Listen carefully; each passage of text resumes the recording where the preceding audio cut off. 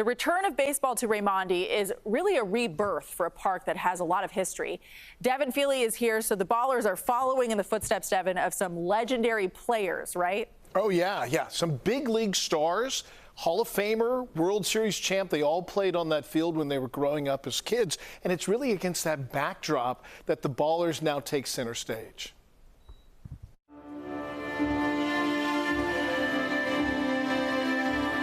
The area is full of baseball history.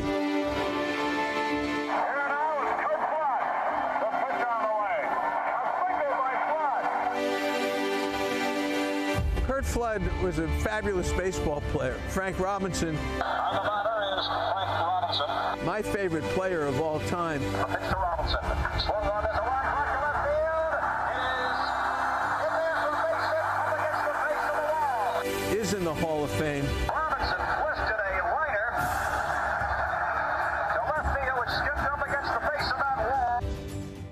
The grass may be new, but the roots of baseball, of sports, and social activism run deep at Raimondi Field. Just standing here, I feel a special bond with baseball. Marty Lurie, baseball historian and Giants postgame announcer, says a talented trio of outfielders from Oakland's McClymonds High put Raimondi on the map. Vada Pinson, Curt Flood, and Frank Robinson. Amazingly, some of those players turned out to be some of the best players in Major League history. Robinson won 2 World Series with the Orioles in '66 and '70 and was inducted into the Baseball Hall of Fame. Curt Flood is best known as the father of free agency for his Supreme Court battle against Major League Baseball after he was traded late in his career to the Phillies. Curt Flood said, I don't want to go to the Phillies. You can't do that. I'm not a slave. I'm not indentured. Yes, I have a contract, but it doesn't mean I'm with you for life. So he protested. Flood's activism may have been watered by the efforts of an earlier generation.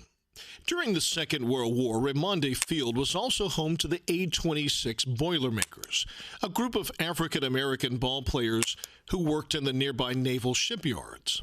They were fighting both racism in baseball and racism in their own employment.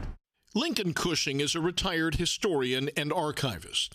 He says the park's rich history is also fertile ground for the future. During World War II, this was a pivotal period and a pivotal spot for transformation in American society.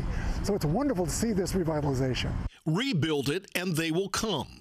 Both Lincoln and Lurie say they're glad to see the park's storied history preserved, this diamond in the roughest part of town, given another chance to shine. That's what this field represents. When you step on it, you step on legacy when you step on this field. And that's what I feel, honestly, in my heart today.